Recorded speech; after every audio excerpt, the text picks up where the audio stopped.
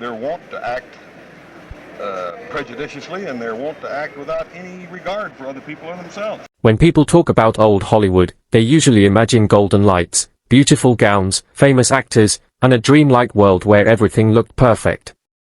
Old Hollywood was sold to the public as a shining kingdom where magic lived, where stories came alive, and where movie stars felt larger than life. The posters showed smiles, the interviews showed charm, and the magazines told stories about glamorous parties in giant homes. But the truth behind those bright lights was often very different. Many actors, especially minorities, had to live with pain, silence, and a level of discrimination that today would shock millions. During this time, the movie industry was controlled by powerful studios, and those studios decided everything: what stories were told, who got to act in them, and who was allowed to become a star. If someone did not fit the image these studios wanted, they were ignored, pushed aside, or treated differently. Dan Blocker, a gentle and thoughtful actor from the famous show Bonanza, was one of the few people who quietly noticed what was happening behind the scenes. He loved acting and loved people, but he did not love the part of Hollywood that tried to hide the truth. Blocker often said that the industry looked beautiful only because people did not see the shadows behind the stage lights. He saw how minority actors were treated, how they were made to wait longer, how they were given smaller dressing rooms, how they were spoken to in colder tones, and how they were left out of opportunities they fully deserved. He saw how scripts were written to make minority characters look weak, foolish, or unimportant. He saw how studio contracts kept certain actors stuck in roles that hurt their pride and their dreams. And even though Blocker could not change everything, he believed it was important that someone told the truth about this forgotten history. The early decades of Hollywood were shaped by a society that was still deeply unequal. Around the country, segregation and discrimination were common, and that same mindset walked right into movie studios. Long before Blocker became an actor, black performers often had to work as extras or background dancers. Many times, they were hired only to play stereotypes: maids, porters, servants, or comic relief roles. Native American actors were often pushed aside in their own stories, replaced by white actors wearing heavy makeup. Asian performers had to fight even harder for fair representation. Latin actors were frequently typecast in villain roles. Even when minority actors were extremely talented, they rarely received the same respect, payment, or opportunities given to their white co-workers. Many studio executives believed that audiences only wanted to see certain kinds of faces on posters, and they used this belief to continue unfair practices. These decisions shaped generations of cinema and created a system where talent did not always matter as much as appearance or background. Dan Blocker learned about these issues not from gossip but from standing on sets, talking to crew members, and listening to the quiet voices of actors who felt invisible. Sometimes they spoke openly, and sometimes they spoke through silence, a kind of silence that said, "We don't have the power to fight back." There were times Blocker would find a young minority actor sitting alone after a shoot, their eyes tired, their spirit heavy, knowing they delivered great performances but still wouldn't be seen as equals.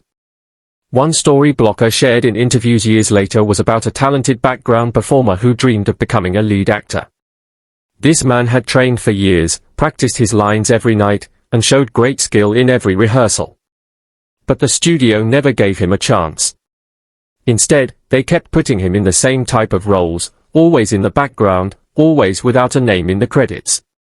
Blocker remembered how this man once told him, "I love acting, but Hollywood does not love me back."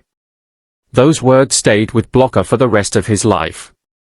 He often said that the saddest part of old Hollywood was not the loud acts of cruelty but the quiet ways people were made to feel small.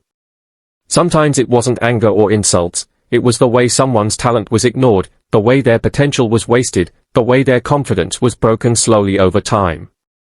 Blocker believed that discrimination didn't always shout. Sometimes it whispered. Sometimes it hid behind polite smiles and fancy clothes. Sometimes it appeared in business decisions that were actually unfair judgments about race or background. And sometimes it appeared in stories that were never written because no one gave those voices a chance to be heard. Hollywood also created rules that made discrimination even harder to challenge. Studios had something called contract systems, which meant actors were signed for many years and had to follow whatever the studio said. If actors complained about unfair treatment, the studio could punish them by giving them fewer roles or no roles at all. This system allowed favoritism to grow and made it nearly impossible for minority performers to speak up. Dan Blocker, who was known for his kindness on set, always tried to support fellow actors when he could. He wasn't rich with power, but he had respect, and he used that respect to treat everyone the same. He shared meals with crew members, talked kindly with background actors, and refused to treat people differently just because the industry expected it. Many workers later said that Blocker made them feel seen in a world that often ignored them. Blocker believed that Hollywood's beauty meant nothing if it was built on the mistreatment of people. He felt that audiences deserved to know the full picture, the art and the ugliness, the talent and the barriers, the stories that were told and the stories that were never allowed to be written. That is why, even though he didn't raise his voice loudly, he always encouraged people to learn the truth about the industry's past. During the decades when old Hollywood was at its peak, the studios controlled everything. Who became famous, who stayed in the background, and whose stories the public was allowed to see. These studios were powerful, and their decisions were rarely questioned. In those times, writers often created scripts that showed the world exactly as the studios wanted it to look, safe, familiar, and comfortable for the largest group of moviegoers. Unfortunately, that meant many stories about minority communities were either erased or changed to fit stereotypes. Dan Blocker, though not a studio executive, often found himself thinking about how unfair the system was. He believed that movies could be more than entertainment, they could be windows into human experience, teaching millions of people understanding and empathy. But instead, Hollywood often chose to repeat the same limited images again and again. Blocker recalled moments when talented minority actors would come to set with hope in their eyes, only to realize they were being used in roles that did not show their true ability. He once described the industry as a place where dreams were made for some and silently stolen from others. One thing Blocker noticed was how people behind the scenes were treated even more unfairly than actors. Many minority workers in costume design, lighting, makeup, and set construction rarely received credit for their contributions. Some were paid less, others were given fewer opportunities for advancement, and many were simply overlooked. Even when their work was essential, the studio system kept them out of the spotlight. Blocker believed that understanding Hollywood required looking at everyone, not just the actors but also the hundreds of workers who kept films running smoothly. In his view, the true measure of an industry was how it treated its most vulnerable people. He often spoke kindly to workers others ignored and listened to their stories. Some told him about their struggles to support their families while receiving lower pay. Others talked about opportunities they were promised but never given. Still others shared how they worked for years but were never promoted because of unspoken prejudices. Hearing these stories made Blocker more aware of how deeply discrimination was woven into the industry's structure. Hollywood's history of racial makeup usage is another painful chapter Blocker thought about often. In early films, instead of hiring minority actors to play minority roles, studios would use white actors and paint their faces to mimic dark skin or different ethnicities. This practice, known as blackface, yellowface, and redface, was deeply offensive and harmful. Yet for decades, it was considered normal in Hollywood. This created a system where minority actors were denied opportunities even to represent their own communities. Blocker learned about this history while studying the industry and talking to older performers who had lived through it. Some told him how painful it was to watch others play caricatured versions of people who looked like them. They described how these portrayals made audiences misunderstand or mistrust minority cultures. Blocker believed that movies should bring people together, not spread harmful stereotypes. But for many years, Hollywood did exactly that. It taught viewers around the world to see minority groups through narrow, hurtful portrayals rather than as full human beings with dreams, struggles, and dignity. As time passed, there were slow changes. Some directors began taking risks by casting minority actors in meaningful roles. A few films dared to show stories from different perspectives. But the progress was slow, and the discrimination still ran deep. Dan Blocker often wondered what Hollywood would have looked like if all talented people had been given equal opportunities from the start. How many brilliant actors were never discovered? How many powerful stories were never told? How many careers were stopped before they even began? These questions troubled him because they pointed to a history that was not just unfair but also filled with lost potential. When Blocker spoke about these things in interviews, he always did so gently, not with anger but with sadness. He believed that the industry could grow and improve, but only if people understood where it had gone wrong. He felt that history should not be ignored, it should be learned from. Some of the most heartbreaking stories Blocker heard came from actors whose names the public never knew. These actors trained for years, took classes, practiced monologues, and dreamed of the day they would shine on the big screen. But Hollywood rarely gave them a chance. Many were cast only as background characters. Some were given lines filled with stereotypes that embarrassed them but they had to take the work to survive. Others were told they were not the right look for major roles, even when they were skilled enough to be leads. Blocker said that watching these dreams fade was one of the hardest parts of working in Hollywood. He remembered a young actor who once told him, "Every time I step on set, I feel hopeful. But every time I leave, I feel smaller." These words hurt Blocker deeply because they showed how the industry's unfair system could crush a person's confidence. Blocker believed that one reason discrimination lasted so long was because it was hidden beneath glamour. When the public saw bright lights and beautiful stars, they naturally assumed everything behind the scenes must also be beautiful. They did not see the long hours, the emotional exhaustion, the unfair treatment, or the crushed hopes. They saw only the finished movies, not the struggles behind them. Blocker often compared Hollywood to a fancy painting, beautiful from far away but filled with cracks when seen up close. He wanted people to understand that fame and success existed alongside silence and struggle. By telling these stories, he hoped audiences would develop greater appreciation for all artists, especially those whose contributions were ignored by the system. As Hollywood began to evolve over the decades, new voices and new stories slowly pushed their way forward.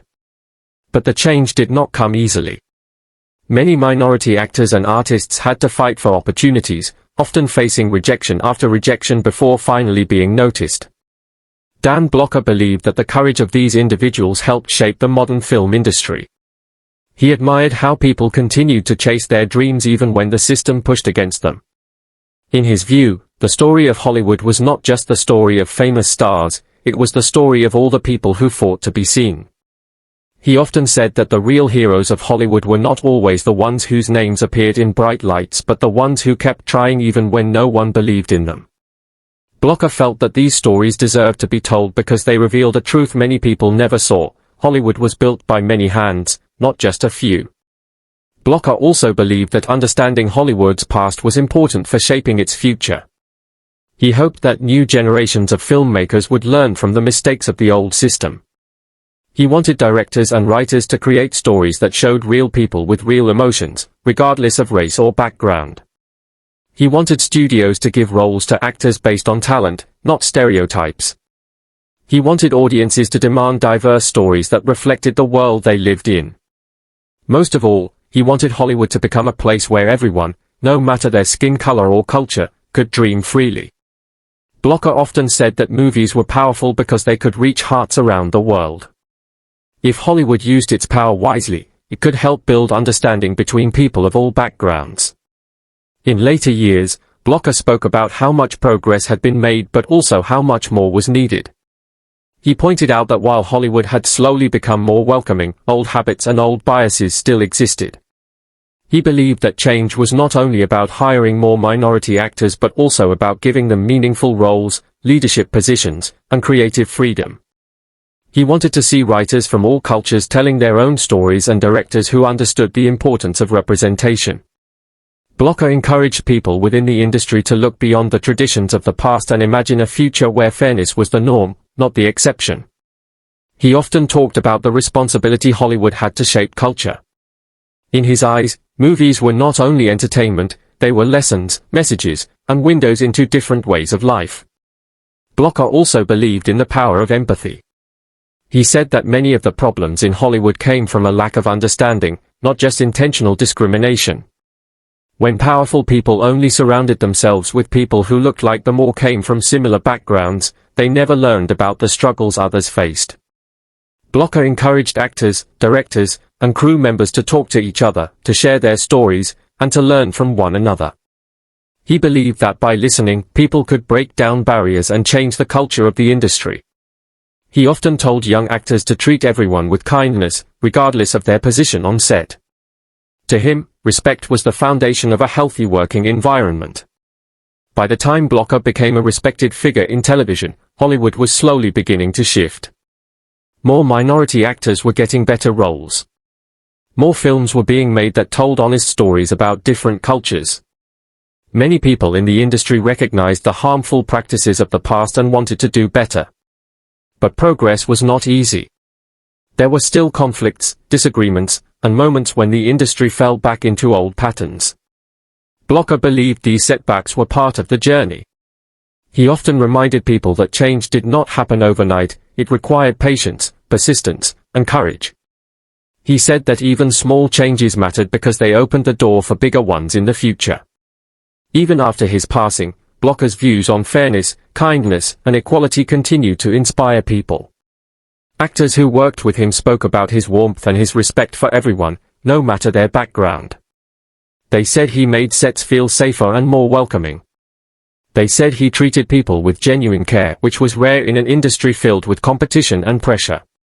Blocker became a symbol of what Hollywood could be, a place where talent mattered more than anything else. His legacy showed that one person could make a difference simply by treating others with humanity. In the larger story of Hollywood, Blocker may not have been the loudest voice, but he was one of the most sincere. Today, when we look back at old Hollywood, we must recognize both its brilliance and its flaws. The movies created during that time shaped culture around the world and helped define the art of filmmaking. But the discrimination, silence, and barriers that many actors faced should never be forgotten. By understanding the full history, both the good and the bad, we can build a better future. Dan Blocker believed that stories had the power to change hearts, and he hoped that Hollywood would one day reflect the true beauty of all people, not just a select few. His message still matters today. It reminds us that fairness is not a luxury, it is a responsibility. It encourages us to celebrate diversity, fight against injustice, and support those whose voices deserve to be heard. And most importantly, it teaches us that behind every film, every performance, and every dream, there is a human being who simply wants a chance to shine.